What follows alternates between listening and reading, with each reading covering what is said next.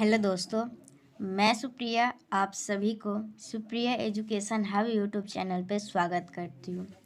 जैसा कि आप सभी को पता है, मैं आप सभी को अभी केमिस्ट्री सब्सिडरी का क्वेश्चन बैंक सॉल्व करवा रही हूँ। 2019 का क्वेश्चन सॉल्व कर रहे हैं, जिसमें से हम लोगों का 2 लेक्चर कंप्लीट हो चुका है। लेक्चर 1 में हम लोग question number define critical constant, find out of value of critical constant in terms of van der Waals constant और define specific conductance, equivalent conductance and molar conductance of an electrolytic solution और give a method of determination of specific conductance देखे थे। आप सभी first lecture देख चुके होंगे। Second lecture में हम लोग ये पांचों को एक्सप्लेन किए थे और बोर मॉडल को समझे थे।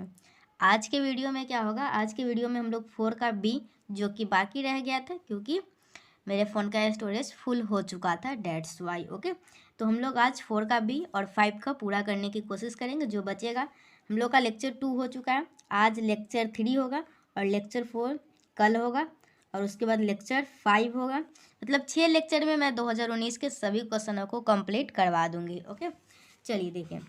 हम लोगों को बताना है find out the express for radius and energy of N, मतलब कि रेडियस और एनर्जी का फॉर्मूला बताना है। ओके, मतलब डेरिवेशन। तो हम लोग वो नोट्स तो देखेंगे ही, लेकिन पहले हम लोग खुद से देखते हैं कैसे हम लोग रेडियस निकालते हैं। मैं आप लोगों को समझाने की कोशिश करती हूँ। देखिए, हम लोगों को रेडियस का एक्सप्रेशन पता करना है ना, तो आप सभी को एक बात, अरे मैं तो एक बात बोली नहीं, अगर चैनल पे न्यू है तो चैनल को सब्सक्राइब कर लीजिएगा, बेल आइकन को प्रेस कर लीजिएगा ताकि आने वाले सभी वीडियो का नोटिफिकेशन आप लोगों को टाइम पे मिल जाए। टेलीग्राम चैनल से ज्वाइन नहीं है तो डिस्क्रिप्शन में टेलीग्राम चैनल का लिंक मिलेगा, वहाँ से टेलीग्राम चैनल को ज्वाइन हो जाइएगा। चलिए, हम लोग जो बोर मॉडल पढ़े थे उसमें हम लोग एक थ्योरी पढ़े थे। क्या पढ़े थे? एंगुलर मोमेंटम जो होता है वो इंटीग्रल मल्टीपल होता है। किसके इंटीग्रल मल्टीपल होता है? h/2 के। एंगुलर मोमेंटम क्या होता है हम लोग का? mvr। और ये किसके बराबर होता है? Integral multiple of h/2 integral multiple. Okay, और ये हम लोग का था इक्वेशन 1। एक बोर मॉडल में हम लोग क्या पढ़े थे? एक पढ़े थे इलेक्ट्रोस्टैटिक्स फोर्स जो है ना वो सेंट्रीपिटल फोर्स को जनरेट करता है। तो इलेक्ट्रोस्टैटिक जो फोर्स है वो हम लोग किसके बराबर होता है? सेंट्रीपिटल फोर्स के। इलेक्ट्रोस्टैटिक फोर्स क्या होता है? के Q1 Q2 अपॉन r²। और सेंट्रीपिटल फोर्स क्या होता है? mv²/r होता है। और के हम लोग का के का जो वैल्यू है वो होता है हम लोग का 1/4 एप्सिलॉन नॉट। और यहाँ पे Q1 Q2 अपॉन r² और mv² अपॉन r, ये हम लोग मान लेंगे इक्वेशन 2। हम लोगों को क्या करना है? रेडियस निकालना है, मतलब हम लोगों को r का वैल्यू निकालना है। हम लोग क्या करेंगे? mvr इक्वल टू NH/2 है, तो इसको तो हम लोग ये भी लिख सकते हैं ना, NH/2 बराबर है किसके? mvr के। ओके, ये भी लिख सकते हैं, मतलब ये इसके अब 2 बराबर 2 लिखिए ऐसे है, या फिर इसको इधर कर दीजिए, ये वाला 2 और ये वाला 2 को इधर, बात तो बराबर ही है। तो इसको हम लोग इक्वेशन 1 मान लेंगे और इसको इक्वेशन 2। अब हम लोग क्या करेंगे? अब हम लोग करेंगे इसका स्क्वायर। ओके, हम लोग इसका स्क्वायर क्यों करेंगे? क्योंकि हम लोग को रेडियस चाहिए, तो v वाले टर्म्स को हटाना है। तो हम लोग इसको स्क्वायर कर देंगे तो यहाँ पे v² आ जाएगा और फिर दोनों को डिवाइड कर देंगे तो हम लोग का आ जाएगा।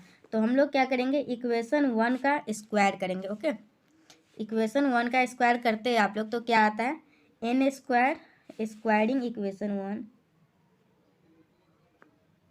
ओके, क्या आएगा हम लोगों का? देखिए, डेरिवेशन समझिए, अगर समझ लीजिएगा तो आप लोग एग्जाम में खुद कर सकते हैं। और यहाँ पे क्या आएगा? m² v² r²। और ये इक्वेशन क्या है? इस स्क्वायर कर दी, इसको इक्वेशन मान लीजिए 3। और क्या करना है अब? 3 ÷ 2। ओके, इक्वेशन 3 को इक्वेशन 2 से डिवाइड कर देना है। तो चलिए डिवाइड कीजिए, तो n² h² 4π² और यहाँ पे क्या है? Q1 Q2 upon 4π epsilon not r²। और यहाँ पे m² v² r² divided by mv² upon r। अब हम लोग इस पर सॉल्व करके r का वैल्यू निकालेंगे। ये 4 से ये 4 कट जाएगा, ये पाई से ये पाई कट जाएगा। ओके, तो यहाँ पे हम लोग का बचेगा n² h² upon pi epsilon not r का स्क्वायर Q1 Q2। ओके, और यहाँ पे क्या बचेगा? m² v² r² into r upon mv²। Okay, हम लोग सभी जगह सही कर रहे होंगे। ये वी स्क्वायर से वी स्क्वायर कटा, और देखिए कुछ कटने वाला है तो काटिए। कहीं पे कुछ दिखा, एम से ये एम कट गया, आर से आर कट गया, तो आप लोगों का यहाँ पे क्या बचा, इधर इधर सिर्फ एम आर बचा और इधर ये बचा। तो ये एम को क्या करते हैं हम लोग, ये एम को इधर डिवाइड में कर देते हैं। तो हम लोगों का आर का वैल्यू क्या निकल के आया, N square H square, okay, N square H square epsilon naught upon pi M Q1 into Q2। और Q1 Q2 क्या है ये मैं बता देती हूँ। ये हम लोगों का Q1 होगा E और Q2 होगा Z ही, ओके। तो ये हम लोग का N square Z square epsilon naught pi M E into Z ही। तो हम लोगों का यहाँ से आर जो है वो निकल के आएगा N square Z square epsilon naught pi M Z E square.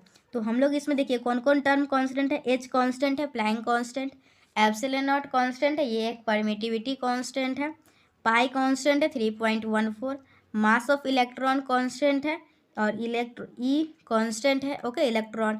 तो यहाँ पे जो जो कांस्टेंट नहीं है वो क्या है, एन स्क्वायर, और हम लोगों का जेड जो है ये कांस्टेंट नहीं है। तो हम लोगों का यहाँ से ये जो पूरा टर्म है, तो ये टर्म को अगर हम लोग सॉल्व करते हैं तो ये हम लोग का आता है 0.529, या हम लोग इसको अप्रॉक्स में लिख सकते हैं 0.53।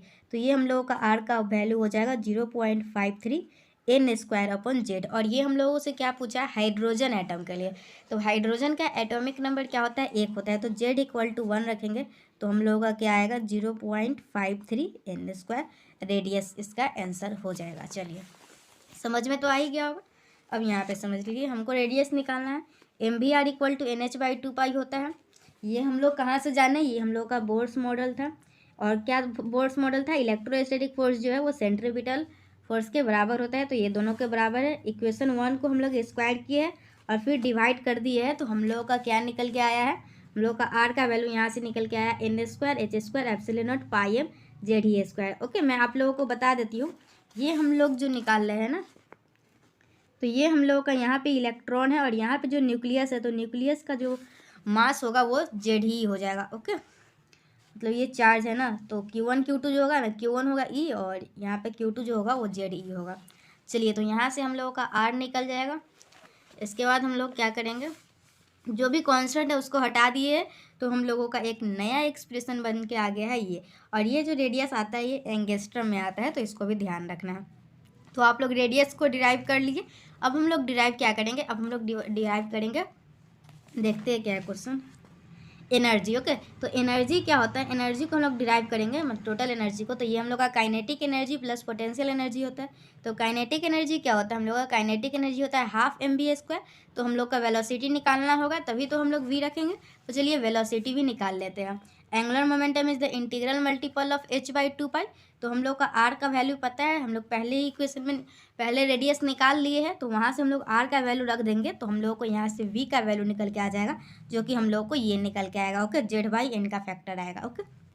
तो ये हम लोग का क्या आ गया, वेलोसिटी आ गया। उसके बाद हम लोग को निकालना क्या है, एनर्जी निकालना है। तो एनर्जी काइनेटिक एनर्जी क्या होता है, half M B square. V हम लोग पहले निकाल चुके हैं, तो वी हम लोग इसमें आराम से शांति से रख देंगे। देखिए आप लोग आराम से समझिएगा तो प्रॉब्लम नहीं होगा। पहले हम लोग आसानी से रेडियस निकाले।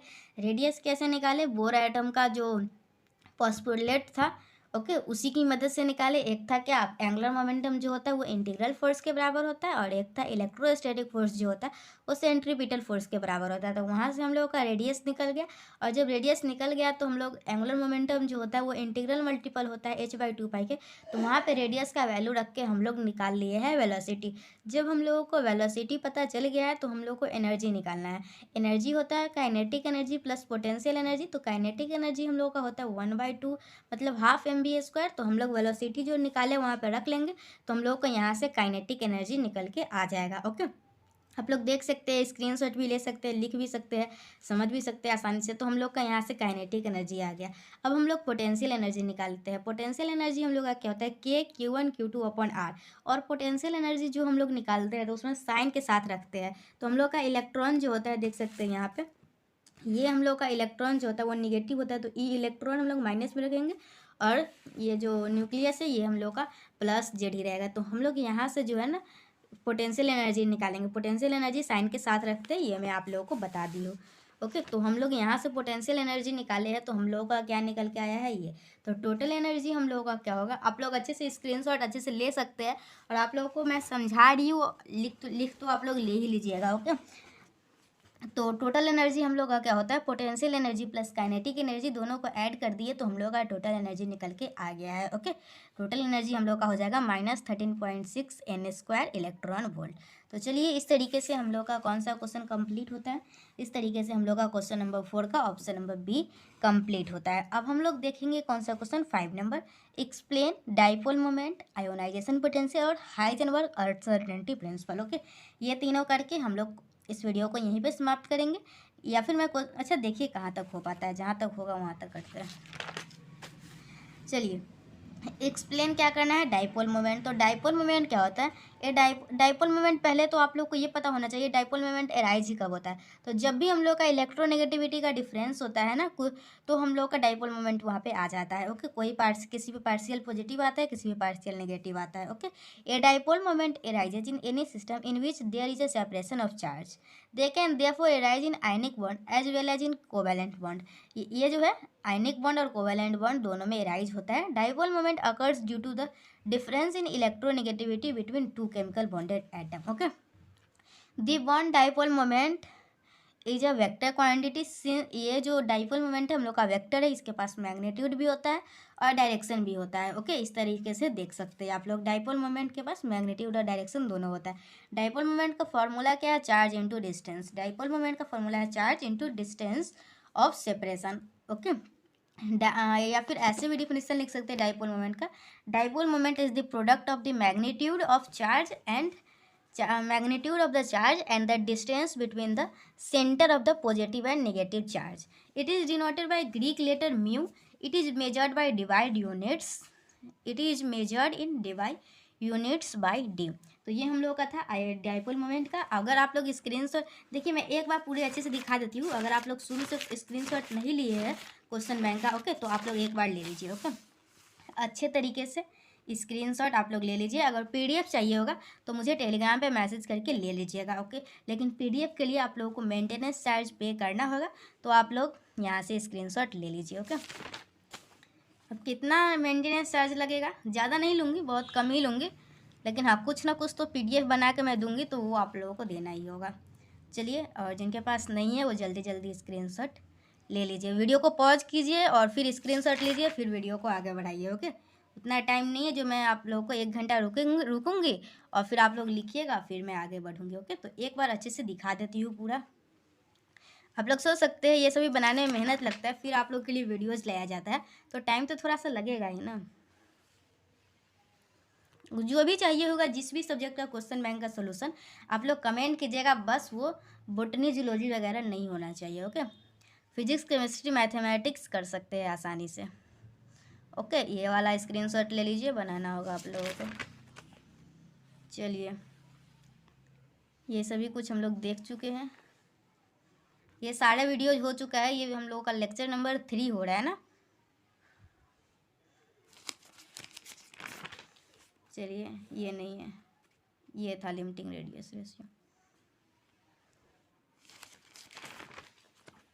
ओके, और वीडियो को लाइक ज़रूर कर दीजिएगा। ऐसे तो ये सभी आप लोग बना ही लिए होंगे, लेकिन कोई ऐसे स्टूडेंट होंगे जो अभी तक उनको स्क्रीनशॉट लेने में नहीं बना होगा, तो स्क्रीनशॉट ले सकते हैं और बाद में आसानी से बैठ के लिख सकते हैं। नहीं तो यहाँ पे भी वीडियो को पॉज कीजिए और लिखिए, फिर आगे वीडियो को मूव कीजिए। ओके, ज़्यादा टाइम नहीं दे रही हूँ, बस 5 मिनट 2 मिनट का बात है। आई थिंक आप लोगों को स्क्रीनशॉट लेने में दिक्कत नहीं हो रहा होगा। चलिए, अब हम लोग बोर मॉडल पे आ ही गए हुए हैं, और अच्छे से अपने नोटबुक में लिख लीजिएगा, ताकि एग्ज़ाम के दिन आप लोगों को सिर्फ रिवीजन करना रहे और कोई ज़्यादा टेंशन नहीं रहे। ओके, हो ही गया। अब हम लोग को एक्सप्लेनेशन भी देखना है।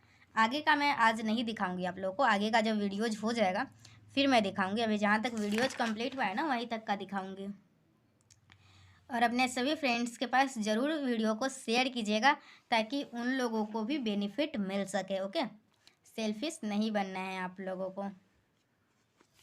चलिए, डाइपोल मोमेंट एक बार ले लीजिए स्क्रीनशॉट। वीडियो को पॉज करना है, स्क्रीनशॉट लेना है या फिर लिख लेना है। चलिए, यहाँ तक हो चुका है आप लोगों का। अब हम लोग देखेंगे आयोनाइजेशन पोटेंशियल क्या है और हाइजेनबर्ग अनसर्टेनिटी प्रिंसिपल क्या है। चलिए, आयोनाइजेशन पोटेंशियल है हम लोगों का the amount of energy required to remove outer most electron from gaseous isolated atom is known as ionisation potential. तो देखिए, आयोनाइजेशन पोटेंशियल पूछे आप लोगों से एग्जाम में या फिर आयोनाइजेशन एनर्जी पूछे, दोनों एक ही बात है, आप लोग कंफ्यूज मत होइएगा। ओके, तो देखिए आयोनाइजेशन पोटेंशियल क्या होता है, हम लोगों का मिनिमम एनर्जी जो कि किसी भी गैसियस एटम से, ओके, कोई भी गैसियस एटम होना चाहिए, उसमें आउटर मोस्ट में जो इलेक्ट्रॉन होगा ना, तो उसको निकालने के लिए, आउटर मोस्ट इलेक्ट्रॉन को निकालने के लिए जो एनर्जी की रिक्वायरमेंट होती है ना, वही हम लोगों का कहलाता है आयोनाइजेशन पोटेंशियल। आयोनाइजेशन पोटेंशियल क्या होता है, the amount of energy required to remove the outer most electron from the isolated gaseous atom, okay, is known as ionisation potential. जिसे देखिए यहाँ सॉलिड है तो सॉलिड से नहीं निकालना है, ओके, पहले गैसियस एटम में ले जाना है। गैसियस एटम से जो इलेक्ट्रॉन निकालने में जो हम लोगों का एनर्जी दिया जाएगा ना, ओके, एनर्जी की रिक्वायरमेंट होगी, वही हम लोग का कहलाता है आयोनाइजेशन एनर्जी। ओके, आप लोग देख सकते हैं सोडियम का एग्जांपल है, यहाँ पे इससे निकालना है तो Na+ का जो आयोनाइजेशन एनर्जी होगा कम होगा। कम क्यों होगा, क्योंकि एक इलेक्ट्रॉन निकालना है आसानी से निकाल सकते हैं। यही अगर हाफ फील्ड या फुल फील्ड रहता है तो उसको निकालने में बहुत एनर्जी की रिक्वायरमेंट होती है। तो अगर कोई भी ऐसा आप लोगों को मॉलिक्यूल मिलेगा जिसका हाफ फील्ड या फुल फील्ड ऑर्बिटल होगा तो उसका आयोनाइजेशन पोटेंशियल बोलिए या फिर आयोनाइजेशन एनर्जी बोलिए, वो हाई हो जाता है। ये क्वेश्चन आप लोग के एग्जाम में पूछा गया था। एक क्वेश्चन था जो नाइट्रोजन का जो है ना आयोनाइजेशन पोटेंशियल ज़्यादा होता है ऑक्सीजन से, क्यों? क्योंकि इसका वजह है नाइट्रोजन का जो इलेक्ट्रॉनिक कन्फिग्रेशन आप लोग लिखिएगा तो इसमें हाफ फील्ड ऑर्बिटल होते हैं पी ऑर्बिटल में, ओके, और हाफ फील्ड ऑर्बिटल से मतलब कि कोई भी स्टेबल आदमी है उसको आप लोग स्टेबल से डी स्टेबल करना चाहिएगा तो उसको बहुत एनर्जी की आप लोग को रिक्वायरमेंट होगी तभी वो होगा। इसलिए जिसका हाफ फील्ड या फुल फील्ड होता है ना उसका आयोनाइजेशन पोटेंशियल या फिर आयोनाइजेशन एनर्जी बहुत ही ज़्यादा होता है। और आयोनाइजेशन पोटेंशियल जो होता है, हम लोग नीचे जाते हैं डाउन द ग्रुप तो हम लोग का डिक्रीज करता है, ओके, और लेफ्ट टू राइट जाते हैं तो हम लोगों का वो इंक्रीज करता है। तो ये हम लोगों का हो गया आयोनाइजेशन पोटेंशियल। अब हम लोगों का लास्ट टॉपिक क्या है, आयोनाइजेशन एनर्जी जो होता है वो एटॉमिक साइज के इन्वर्सली प्रोपोर्शनल है, ये भी याद रखिएगा। चलिए, नेक्स्ट क्या है हम लोगों का, हाइजेनबर्ग अनसर्टेनिटी प्रिंसिपल। तो एक बार आप लोग फिर से शेयर करके आइए तो अपने जो भी फ्रेंड्स हैं ना जिनका केमिस्ट्री सब्सिडरी है, ओके, उनके पास एक बार वीडियो को शेयर कीजिए। मैं 5 मिनट का पॉज लेती हूँ, ओके, करके आइए। चलिए देखिए, ये हाइजेनबर्ग अनसर्टेनिटी प्रिंसिपल क्या होता है। According to Heisenberg uncertainty principle, it is impossible to determine the exact location or position and momentum of electron in orbit. देखिए, हाइजेनबर्ग के अनुसार एग्जैक्ट लोकेशन या मोमेंटम बताना इम्पॉसिबल था। तो यही जो है the product of uncertain in position and momentum which always equal to और ग्रेटर देन h/2π, यही हम लोग का होता है हाइजेनबर्ग अनसर्टेनिटी। क्या होता है, चेंज इन पोजीशन और मोमेंटम, ओके, सॉरी, ये है चेंज इन पोजीशन और ये है momentum. Delta P into delta x हमेशा बड़ा और बराबर होगा h/2π के। डेल्टा पी क्या है, अनसर्टेनिटी इन मोमेंटम, और डेल्टा एक्स क्या है, अनसर्टेनिटी इन पोजीशन। ओके, इक्वेशन 1 को हम लोग डेल्टा पी मतलब मोमेंटम, मोमेंटम क्या होता है एम भी, तो एम डेल्टा वी भी लिख सकते हैं, और delta we into delta x h/4πm भी इस प्रकार से भी लिख सकते हैं। अगर आप लोग स्क्रीनशॉट नहीं लिए हाइजेनबर्ग अनसर्टेनिटी प्रिंसिपल का तो वीडियो को पॉज करके लिख सकते हैं, ओके। आप लोगों को ज़्यादा मेहनत करने की ज़रूरत नहीं पड़ेगी। एम हम लोग का मास ऑफ इलेक्ट्रॉन है, एच क्या है प्लैंक कांस्टेंट है, और डेल्टा भी क्या है uncertainty in velocity of electron. चलिए, हम लोगों का 5 का ए ये कंप्लीट, ये कंप्लीट, ये कंप्लीट। अब हम लोगों का 5 का बी क्या है, why the ionization potential of nitrogen is greater than oxygen and phosphorus both. पूछ रहा है आयोनाइजेशन पोटेंशियल जो होता है ना नाइट्रोजन का वो बड़ा होता है किससे, ऑक्सीजन से भी और फॉस्फोरस से भी, दोनों से भी। क्यों? नाइट्रोजन का जो आयोनाइजेशन पोटेंशियल ऑक्सीजन से ज़्यादा होता है, इसकी वजह है नाइट्रोजन के पास हाफ फिल्ड पी ऑर्बिटल है। और नाइट्रोजन का जो फास्फोरस से बड़ा होता है आयोनाइजेशन पोटेंशियल, इसकी वजह क्या है, नाइट्रोजन का साइज जो है वो फास्फोरस से छोटा होता है। ओके, नाइट्रोजन का साइज फास्फोरस से छोटा होता है।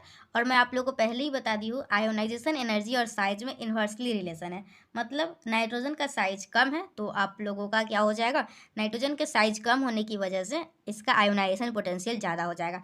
ये तो मैं आप लोग को अपने भाषा में समझा दी हूँ, ताकि आप लोग एग्जाम में अगर याद नहीं रहता है तो इस टाइप से लिख सकते हैं। नाइट्रोजन के पास हाफ फिल्ड पी ऑर्बिटल होता है, जबकि ऑक्सीजन के पास ऐसा कुछ नहीं है, तो डेट्स वाई हाफ फिल्ड को इलेक्ट्रॉन निकालने में बहुत एनर्जी की वेस्ट होती है, मतलब कि एनर्जी बहुत रिक्वायरमेंट होती है, जिस वजह से इसका आयोनाइजेशन पोटेंशियल ज़्यादा होता है। और बात करूँ फास्फोरस की, तो फास्फोरस का साइज बड़ा है, नाइट्रोजन का साइज कम है। तो नाइट्रोजन के साइज कम होने की वजह से इसका आयोनाइजेशन एनर्जी ज़्यादा होता है। इस टाइप से आप लोग लिख सकते हैं। ओके, चलिए यहाँ पे भी देख लीजिए। आयोनाइजेशन एनर्जी क्या होता है ये तो पता है। Ionisation energy the minimum energy required to remove the most loosely held electron from 1 mole of gaseous atom to produce 1 mole of gaseous ion which with a charge. Okay, यहाँ से पढ़ना है। An atom is highly stable when its valence orbital is completely filled or half filled।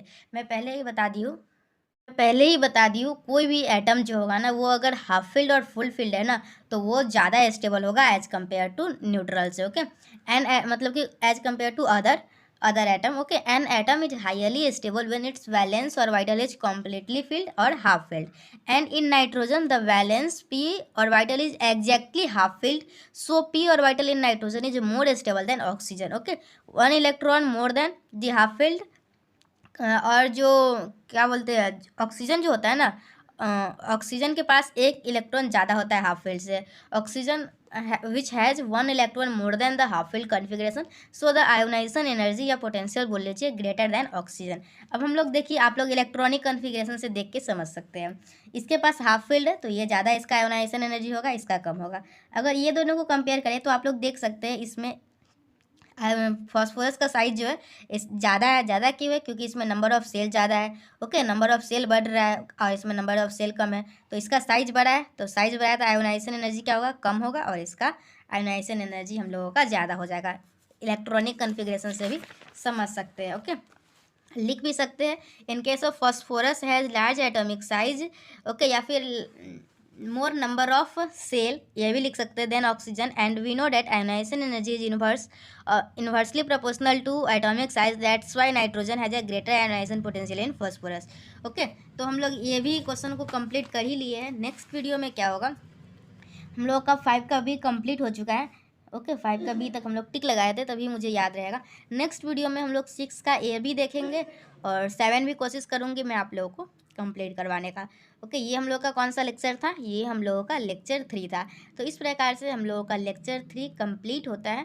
हम लोग next video lecture 4 आएगा, जिसमें हम लोग समझेंगे स्ट्रक्चर और बॉन्डिंग XCF2 का और XCF4 का, और बोरेजिन के बारे में सब कुछ जानेंगे। ओके, बहुत कुछ जानेंगे। उसके बाद हम लोग ग्रुप C का भी देखेंगे। ओके, फिर मिलते हैं नेक्स्ट वीडियो में, तब तक के लिए bye. Thanks for watching my video.